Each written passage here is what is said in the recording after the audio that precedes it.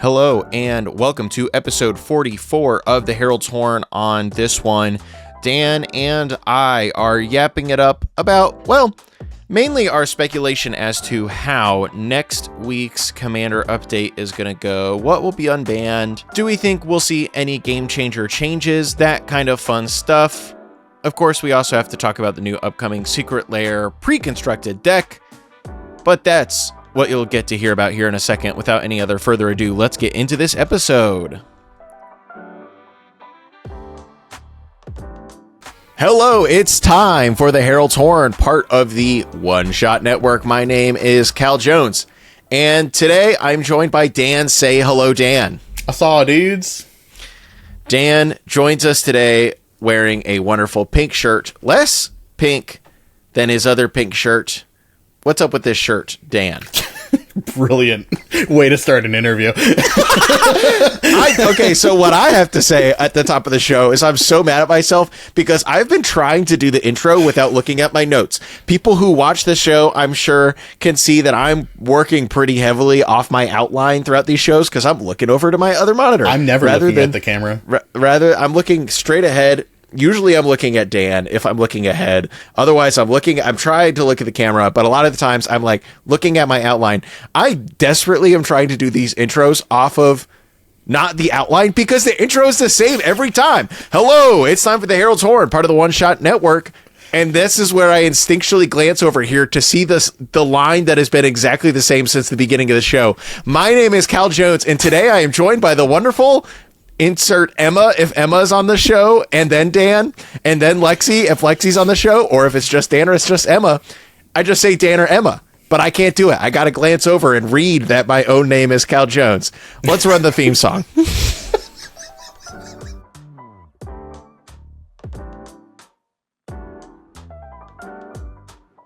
Welcome back. As always, we are going to jump directly into the news, but first, I would like to thank all of our supporters over on Patreon. That's right. If you like the show, you can throw us a couple bucks every month. You will get to join our Discord server where Dan asks everyone how they are doing every weekend.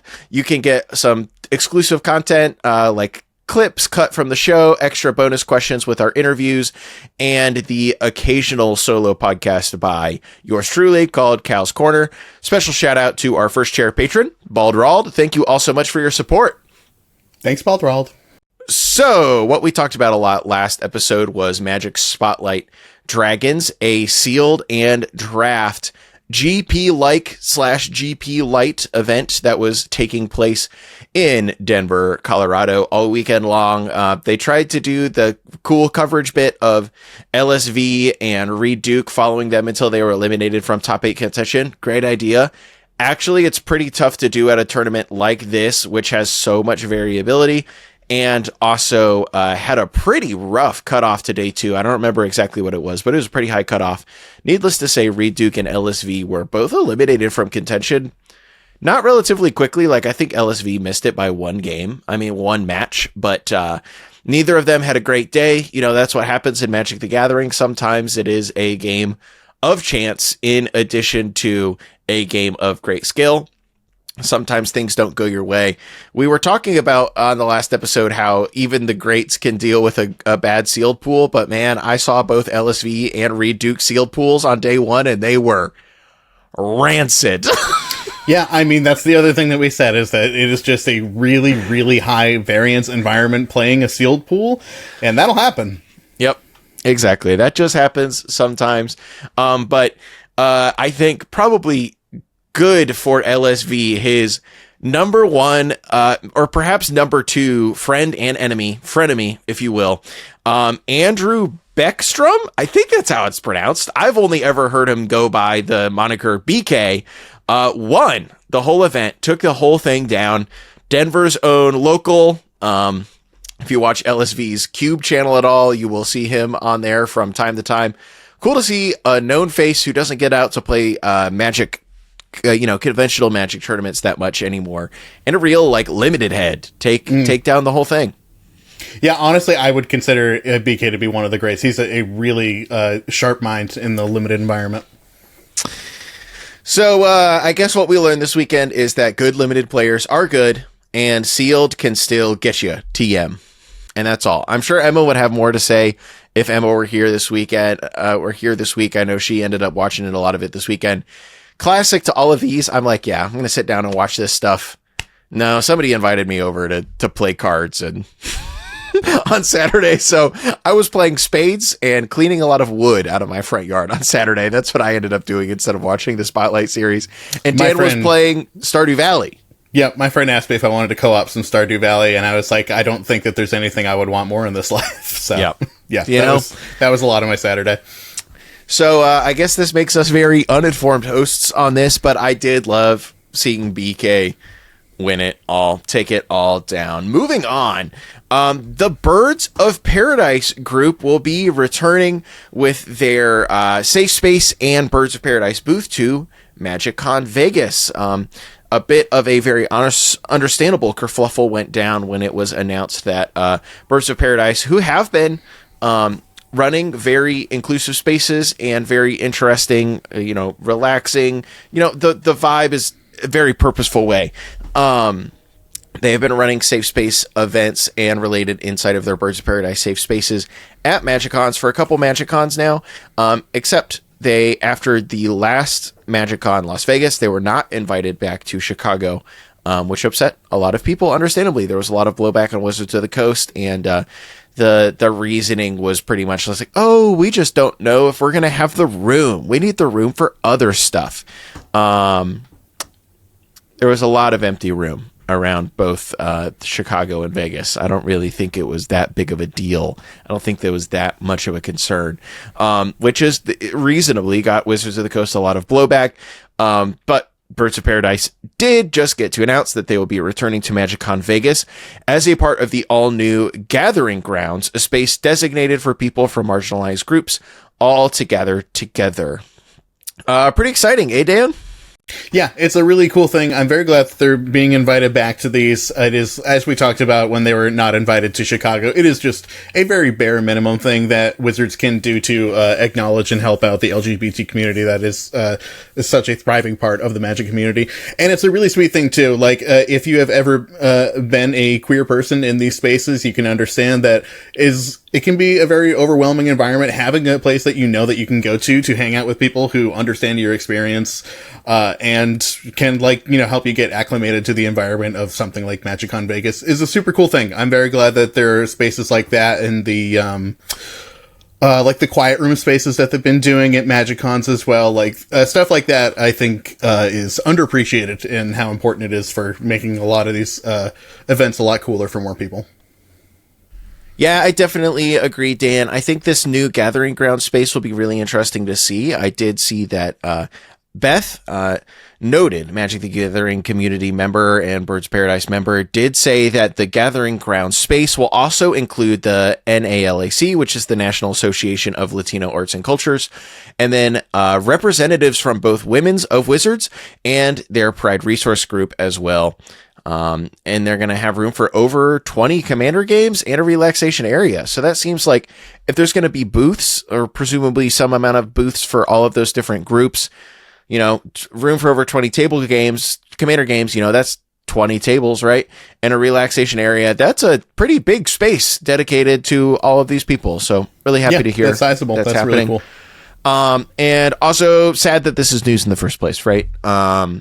Ideally, this is something that would not be notable because, it'd be cool to talk about something new called the Gathering Grounds that has, in addition to Birds of Paradise, all of these cool new other groups very purposefully being joined in to a space very specifically for marginalized groups. But ideally, we wouldn't have to be talking about Birds of Paradise losing the space in the first place. I feel like there has been some not regime change, but there has been some level of change at Wizards over the last year or so, especially concerning MagicCons and what they seem to be prioritizing in some specific spaces. Not on the lower levels of the building. There are a lot of incredibly passionate people at Wizards of the Coast who I know care about this stuff, and I feel like at the average employee level at Wizards of the Coast, they really, really care about this stuff. It feels like it's coming down from the C-suite offices is where a lot of this stuff comes from. And it seems like some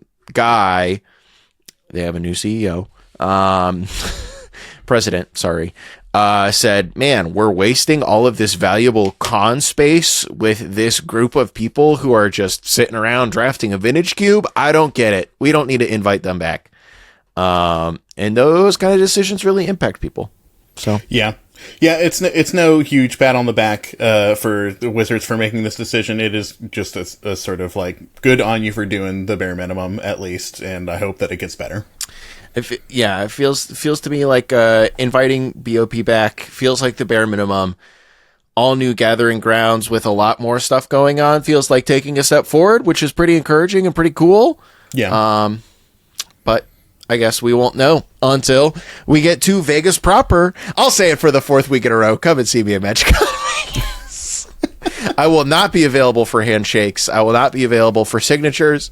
You may have my time if you buy a Gold Sabertooth playmat from me. This guy's on Ringo Starr status right now. No signatures. I'm kidding. All right. Let's move on to a little more speculative part of the show, Dan. We're really schmooving here. This might be a shorter episode, I say, before all of our hour-long episodes. The Commander ban list update is coming on April 22nd. I guess it's not a ban list update. It's just a Commander format update coming on April 22nd, where we do know that there will be no bans. We do know that there will be some level of unbans, assumedly directly to the game changer list. And then Gavin did also mention that they will be talking about brackets, whatever that means. He didn't say anything about the game changer list or anything. And then the entire weekly MTG stream for that week will be dedicated to that on that Tuesday as well. So this time next week, while we're recording our next episode of the Herald's Horn podcast, obviously we will have a lot of solid information to talk about. But you know what is much more interesting than reacting to hard known information? Baseless speculation. Basis speculation. So I have a couple of things that I think I could basically baselessly speculate about a little bit. We're a couple months into the beginning of the bracket system and the game changer system. They have been very explicit about the fact that the entire thing is a beta. Even though Gavin did not explicitly say that they were going to be making any changes to those things, I wouldn't doubt if we see some formal tweaking of some of the wording used around some of the 5 different brackets, or maybe, I don't know, reworking some of the brackets a little bit as well. I would have to assume so if we're addressing brackets at all, because they are pretty, like, I don't know, there's a bit of room for ambiguity, but they're pretty well defined in terms of like the infographic plus article information. So yeah, hopefully tying that together a little bit more and panning it out for people who like just can't help wanting to see the really flexible parts of all of this and complain about it. Yeah, and there is a world where the discussion of the brackets is just Gavin being like, y'all are so stupid. The point is not to try to break it. Just have a good time. What if I could be the Joker, though? Wouldn't that be funny? Wouldn't it be cool? I think the most interesting thing that we could see possibly coming out of this is, I mean, obviously the unbans, right? But we can talk about that in a second. I do feel like there is more tinkering to be done around the edges of this. And sure, you can clarify some things about what you mean with some of the bracket stuff, but I do feel like there are more game changers to come and more game changers to leave. I wrote a really big, over-the-top 2-part article that could have been better, but I wrote it and I'm happy with it. Around the time of the Game Changers release, where I kind of tried to make arguments for and against the inclusion of every single Game Changer card, it very quickly became a hard activity for me to complete, because of all of the cards on the Game Changers list, I felt like there were like maybe 10 that I was like, oh, I don't know. I could see it being on or I could see it being off. There's good reasons for both sides. And then a lot of the other cards, I literally could not imagine a good reason for it to be a game changer or not to be a good game changer. There wasn't a good reason for it to be a good game changer or for it to not be a good game changer. Anyways, and obviously, the list of obvious game changers was much longer than those where I was like, what are we doing here? Mm-hmm. But in my opinion, there are still a few that I think could pretty freely come off the list. And I do think that that is important. I'm sure there are a lot of people out there who would be like, oh, well, why would you ever take a thing off the list? Well, it's already not a short list, right? There is a lot of cards on the list. I can't tell you the exact number right now, but it's a lot of cards. What? 48, I think, maybe. Yeah, that's a lot of cards to keep track of. And I think that smaller lists like this are better than longer lists as long as the list is meeting its goals. And I really do think some cards could come off of here. I mean, I am honestly astounded that Urza Lord High Artificer is on this list. I think, like, sure, having Tolarian Academy, but actually kind of a little bit better in the command zone is kind of crazy, but I don't think anyone's been having any problems with that, right? Well, it's one of those things where, like, is that card a problem, or is combining that card with Winter Orb a problem? Yeah, exactly. Put Winter Orb on the dang list. I was surprised that Winter Orb wasn't here. I am far more offended by Winter Orb than I am by Urza Lord High Artificer. Exactly. And, like, even Jin-Gitaxias Core Augur was another card that jumped out at me, and even also kind of in that same vein, like Vorinclex Voice of Hunger. These are the big bads of Commander 6 years ago. 10 years ago, a decade ago. They're both weird cards in that they fit in the vein of, like, unless you remove this immediately, the game is over. You just don't know it yet, and we'll be playing for a few more turns. I'm just the guy who's going to win this game, which is miserable in a subgenre of card that I do hate. But I don't know. I wouldn't be surprised that if we see some cards come off of the ban list, which we already know at least some are, and go onto the Game Changers list, I think there might be some trimming around the edges of this list. And at long last, Trouble in Pairs will go back to just being a plagiarized card, not also a game changer. Yeah, I can understand stuff like, if you're going to make this list quickly and try to get it out for people to be able to consume, having something like Jin-Gitaxias and Vorinclex can be sort of like emblematic of an experience that you don't want to promote in EDH. But I think it's like, that's the level of ambiguity that we kind of want to erase from this list, because I think like that sort of thing is genuinely just covered by the Commander mission statement, which I guess is maybe null and void at this point since the Commander's Rule Committee is no more. But yeah, I don't know. I think that's something that is more well tackled in a nuanced conversation than just putting Jin-Gitaxias and Vorinclex on the list of game changers and calling it a day. Because you're right, they are like really archaic. Not that that makes them like less powerful than some of the newer threats that are also kind of miserable in the Magic landscape. Like, is Turgid better or worse than Vorinclex? I don't really know. But yeah, I don't know. It's an interesting and fluid conversation to have. And so I guess now we turn to more baseless speculation. If they're going to unban something, what are they going to unban? I think there are some like known stinkers TM on the ban list that people have said for a very long time can kind of freely come off the list, and I would agree with them. Biorhythm, the Coalition Victory, the obvious ones. Let's avoid those though, because like that's too vanilla of a conversation. I feel like those two are probably about as close of a given as it gets. I would suspect so. Like Biorhythm in like what is it? Biorhythm and Sway of the Stars are the two on the list that are there because they like, and kind of to that extent too, Upheaval were on the list because they, you know, kind of quote unquote make the game not matter, in that they reset the game to some really weird game state. But of those, I think that like Sway of the Stars and Upheaval are both kind of just like weirdly miserable enough that they probably have no right being anywhere near a Magic the Gathering game.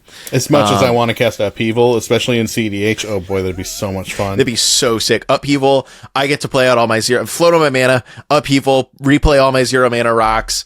Replay all my stuff that matters past the turn. Oh baby. Now Upheaval, wheel. Upheaval, replay all my stuff, wheel. Yeah, we're talking. We're talking now. But no, I understand that's unhealthy for the majority of for EDH players. I'll accept this.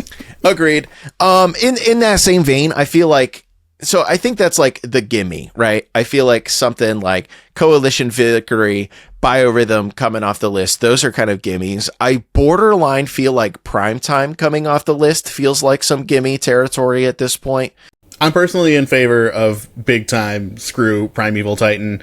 I think that you and I have talked about this before, but like green is just so good. Ramping into an early Primeval Titan in your mono green deck, or even any green deck, really. It is low key. It is low key. Another like I'm probably winning the game. You just don't realize it yet. Type of situation. I think that is so good. Even more of a silent killer. Yeah, you put your Urborg and Cabal Coffers or whatever the combo is on the table, and yeah, I think you easily run away with that game. Fair enough. In that similar vein, I usually see a lot of people being like, we can take off Primetime and Sundering Titan and Sylvan Primordial. No, Sundering Titan and Sylvan Primordial. Also cards that I don't think need to be anywhere near my Magic the Gathering games. See, now we're quickly revealing what kind of players we are, because I love Sundering Titan. I understand this is not the experience that we want the average EDH player to have, but I love Sundering Titan.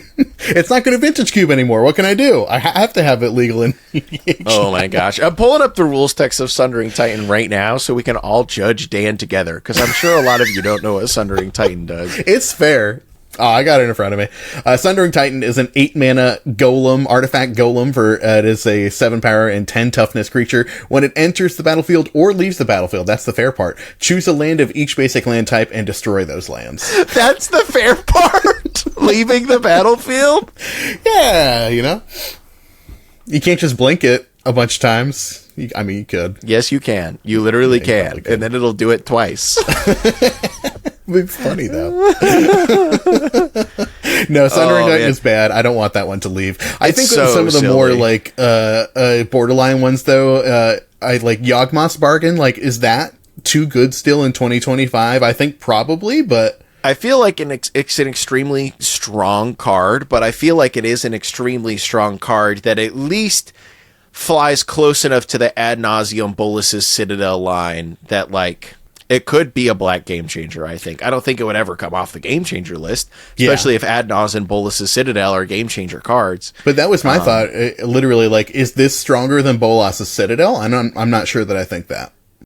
Yeah, I think it's like, I think it is probably the strongest of those three cards. You can't tinker it out. You can't. 6 mana is like, Tinker's it's not Band. You know what I mean, though. Yeah. But yeah, it's like, it's not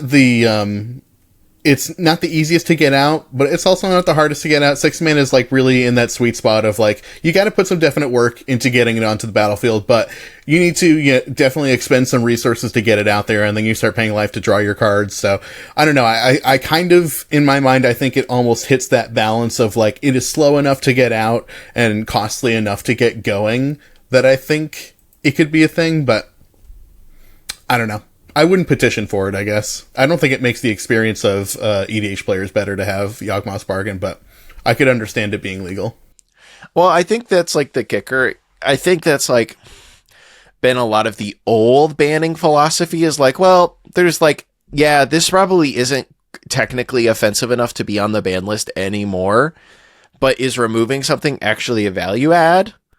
No.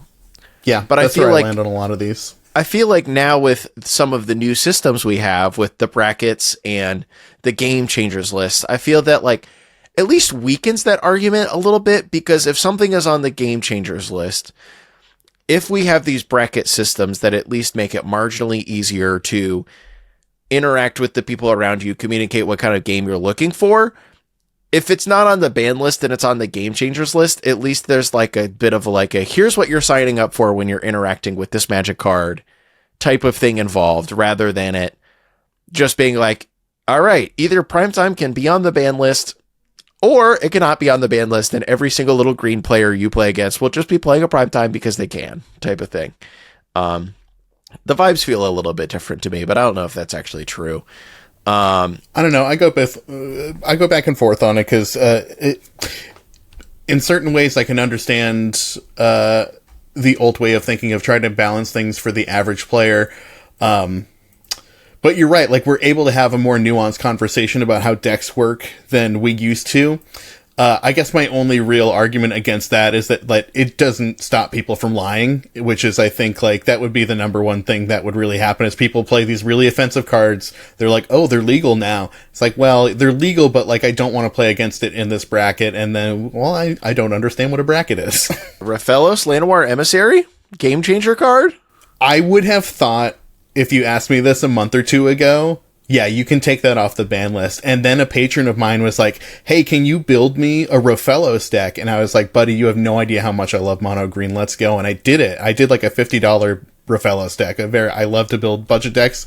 And man, what a slapper that card is. It's amazing how good a really, really strong ramp card in your command zone is. Yeah, it turns out it's really easy to put a lot of forests into play. Yes. If you really need to.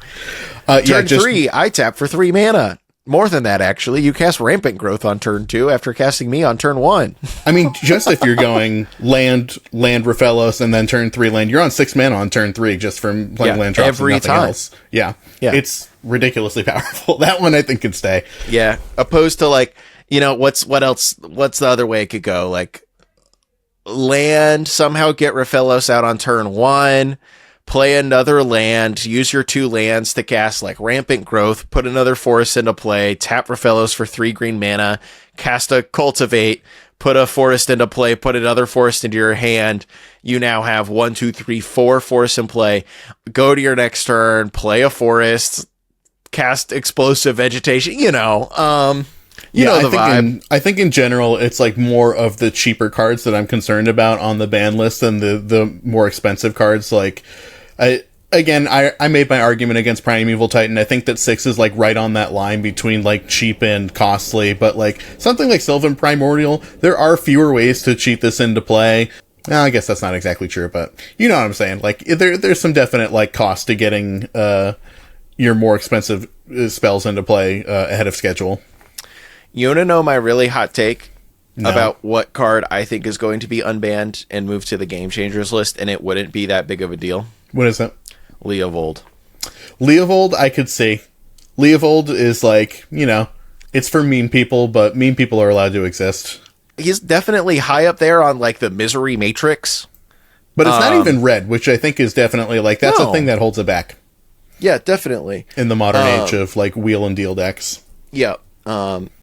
He's up there on the Misery Matrix, but I think like, I don't know, being 3 mana, a 3 mana commander is not a nominal cost, and he has to be in your command zone, you know? And I'm not scared of a Leovold out of the 99. I'm not going to lie.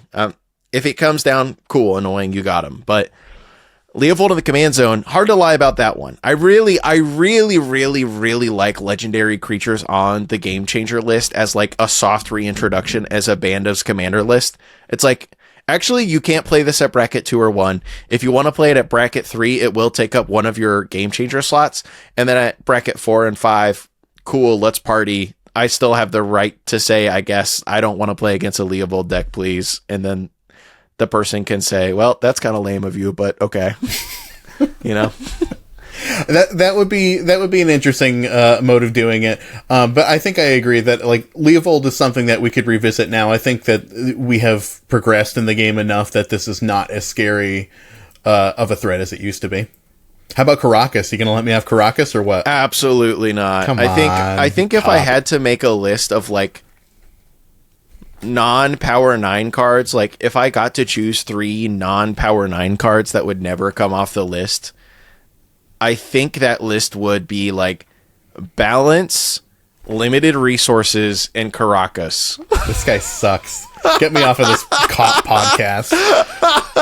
Cop co-host. Name all of Dan's favorite cards and call him trash podcast.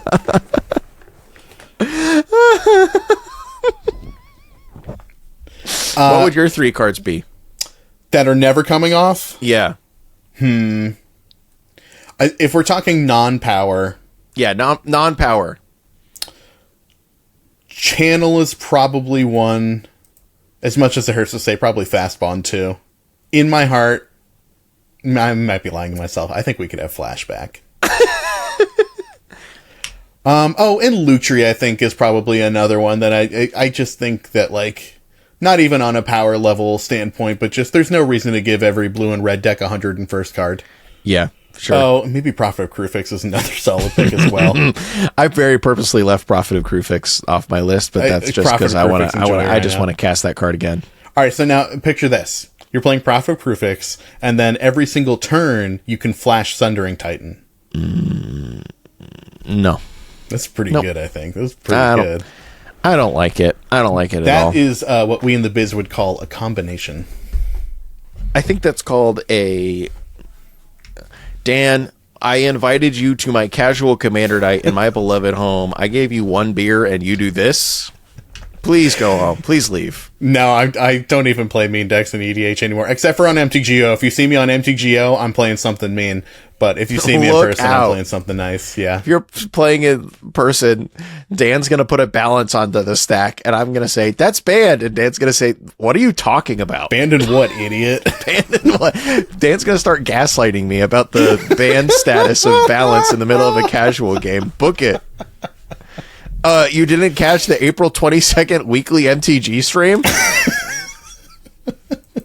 I have a podcast you should listen to. It'll explain everything. I don't think we're going to see Mana Crypt, Dockside Extortionist, or Jeweled Lotus for a long time, if ever. I think we are never going to see Mana Crypt and Dockside Extortionist ever again. Feel free to make me eat my words on that, I guess, Wizards of the Coast, but in between the power level and also the circumstances surrounding what actually ended up going down after those cards were banned, feels like very touchy subject that Wizards of the Coast will not be interested in wading into the waters of, nor do I feel like many of the people in and around the committee that is helping Wizards of the Coast on this will have any interest in touching that.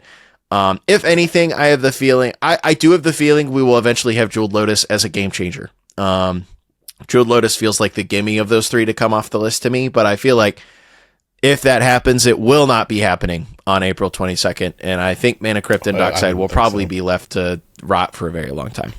Yeah, I hope that Mana Crypt and Dockside stay off. Those cards are just miserable. They're not fun, and EDH should be fun. So I think that's an easy one. Jeweled Lotus, I honestly hope that we don't ever get back. I think that card is egregiously overpowered, and it's so interesting to hear people who have just been playing Magic less long than I being like, that is an iconic commander card.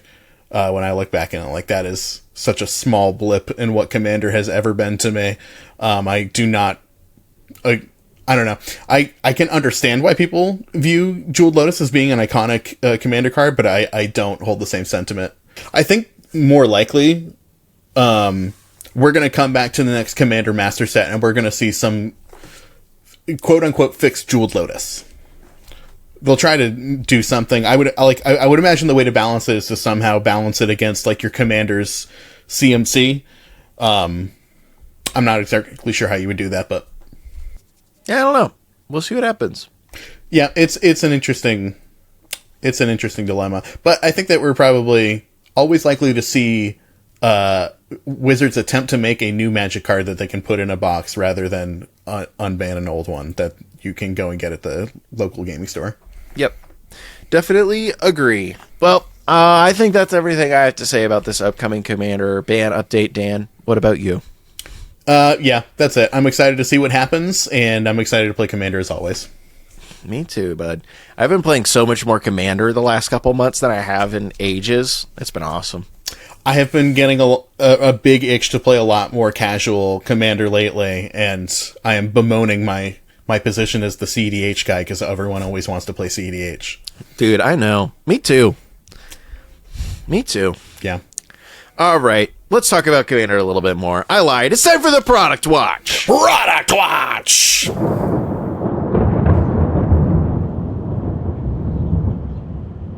Welcome to the Product Watch, the part of the show where we talk about Magic the Gathering cards that you can buy if you so felt led from secretlair.wizards.com/US. Enter the portal, please. Everyone's invited Commander deck, upcoming Secret Lair Commander deck. We have very limited information about this so far, except we have started to see some quite beautiful cards, that it seems were mailed to a select group of content creators as a way to spoil the cards, and each of them have been showing off cards here and there. We have Avenger of Zendikar, Bitter Blossom, Torian Mauler. Now that's a banger. Soul Ring, Tendershoot Dryad, Raise the Palisade, Morpheon the Boundless, which I think is the commander, and then Coat of Arms. Ugh. So we haven't seen very many cards, but this does seem very much like a shapeshifter, typal matters, all typal matters type of weirdo deck. We said that all of the commander decks they've done for the Secret Lairs have been very weirdly themed, and this does seem to check that box as well. Yep, all creature type typal, pretty much in the same category as the 20-win con deck to me, but the cards at least look more interesting. New arts for all of the cards as well, I think. Yes. Which is pretty sweet. All of the cards they've shown off, at least so far, have new art, and then a lot of the other ones have had like a big mix of really cool new art and then also old art. We'll see what happens. I have a lot of tender memories with ye old Tendershoot Druid. I used to back in the day when I was playing the copest deck known to man, Rush Me, CEDH, Draw Go Control. I did kill people with Tendershoot Dryad in that deck. I thought for sure you were going to start talking about Standard. I can't believe you're talking about CEDH right now. No, I'm talking about CEDH right now. We're talking about 2017 CEDH Dan right now. A pure time, before my time in CEDH. Oh, definitely. People were just like, no one had no clue what they were doing, myself included. Games went like so long because like, I don't know, there was like 2 good combo wins. Like, you know, you had to rely upon like dramatic reversal or like, that was it. There were other like really complicated stuff too, but it was a lot easier to just pass with a Force of Will up and not worry about not getting back to your turn. So there were a lot of games where I slammed the Tendershoot Dryad, make a couple 1/1s, suddenly they're all 3/3s, swing 12 at you. That's practically an Agila. Swing 21 at you. What are you going to do about it? Oh, you won the game with your dramatic reversal combo? Okay. Yep. Let's Fantastic. go next. That's amazing. Let's go next, brother. I do love that card. It's such a silly card. It's a card I would put in more of my green commander decks if I wasn't so averse to bookkeeping. That's like my number one op in commander games. I just like will cut cards from my deck mid-game if I realize it's just going to be a huge pain in the butt. That happened in the game the other day. I drew, I was playing the new Zergo Precon, and it's an older card. It's from Innistrad. When a creature enters the battlefield, each of your other creatures get +1/+1 till the end of turn. It's called like Gold Knight something. Yeah. I had a similar experience recently playing the card from one of the Ixalan sets, Sovereign Okenek Ahau. And it's whenever it attacks, for each creature you control with power that's greater than its base power, put a number of +1/+1 counters on it equal to the difference. So yeah, obviously, yeah, you put +1/+1 counters on it and then have to track the difference every time you attack, and it gets more. So it's like, I'm attacking with a 4-power creature, but because the difference is 2 between its base power and its actual power, I'm going to put 2 counters on it. And then next time, I'm going to put 4 counters on it, and then I did it one time, and I was like, no, this is coming out immediately after this game. Gold Knight Commander, 3 and a white. Whenever another creature you control enters, creatures you control get +1/+1 until end of turn. No, thank you. There's an uncard like that. That's an enchantment, and someone once posted like, I can't believe this card is $1, and I was like, I can't believe anyone would ever take their time to add up all this. No, I literally drew the card, and I was like, I was playing with my buds, and my deck was definitely the strongest at the table, even though I was playing the Zergo Precon, because the Zergo Precon is insane. I drew the card, and I was like, guys, I am not going to cast this card. I am going to remove it from the deck right now, and I'm going to draw another card for my draw step. Is that okay with everyone? And they were like, yeah. I was just like, This will win me the game in like 2 turns. I do not care. I don't want to think about those turns. I don't play Commander to think real hard. And that's how I feel about Coat of Arms being in this deck. What are we doing? Putting Coat of Arms into this deck. 5-drop artifact. Each creature gets +1/+1 for each other creature on the battlefield. Yes, it includes your opponents. That shares at least one creature type with it. No, thank you.